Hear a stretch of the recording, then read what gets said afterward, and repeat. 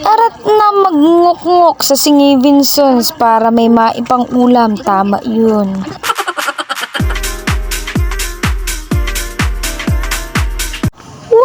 What's up mga kumartes? This is your Dwindina Liit and welcome to my mini vlog. Dali na! Iiwan ka dun. Sige ka, iiwan ka dun. Dali na. Hi guys! Welcome to my vlog. Maaga nga kaming nagising. Alas 4 pala ang ay ginising na ako ng aking pamangkin. Magngungok-ngok nga kami sa Singi Vinsons para kami ay may maipang ulam. Aba mga mare, mahal na ang mga bilihin ngayon kaya kailangan na maghanap ng libreng ulam. Malalim pa nga ang ilog kaya sila na muna ang naglusong. Mahirap na mga mare pag nagbida-bida ka pero hindi ka naman marunong lumangoy. Baka isa pa ako sa alalahanin nilang lahat imbis nang yung pang-ulam lang ang aalalahanin namin. Tamang nandito lang ako sa gidli, iniintay kung kailan masabi si mama na, "Aba Juan, kailan ka mag-aasawa?" Uy, aba naman. Huwag muna sa ngayon, sarili mo hindi mo pa kaya, paano pa kaya pag nagkaasawa at nagkaanak ka na? Naalala ko nga mga mare yung sabi ni mama.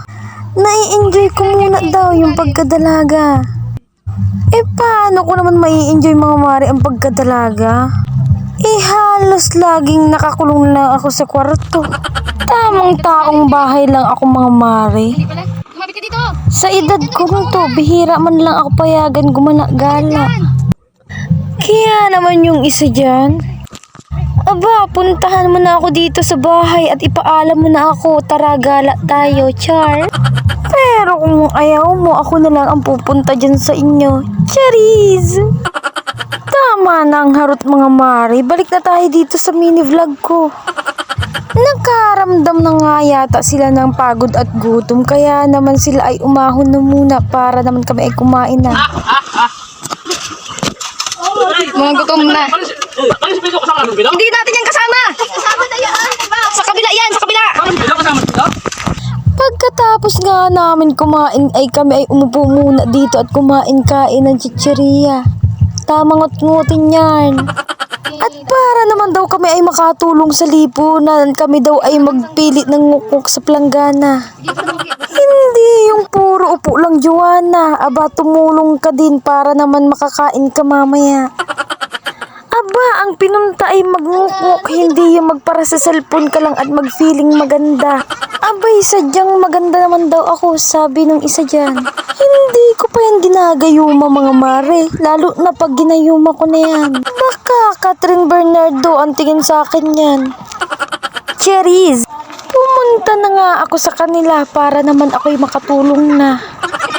Paano pa matatawag na pamilya kung hindi magtutulungan, di ba?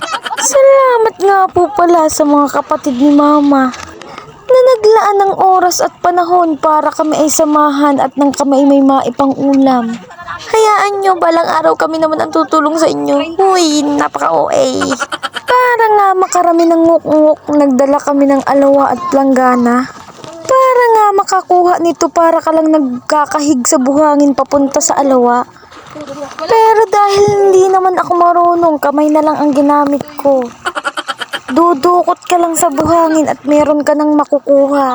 Dahil nga marami-rami na rin ang kanilang nakuha, kay kami nga ay uuwi na. Shout out nga po pala dun sa nagbili sa amin ng nguk-nguk. Pasensya na at bagsak kami sa mat nung kami ay nag-aaral pa. 10 piso ang isang litsi ng nguk-nguk. 2 ang kanilang binili, nagbayad ng 50. Ilan ang sukli? Sagutin nyo. 10 piso ang aming sinukli. Tama, di ba? Pasensya po uli. Sa amin na lang ng 20. Yun lamang po. Maraming salamat. I love you all. Mwah. Bye.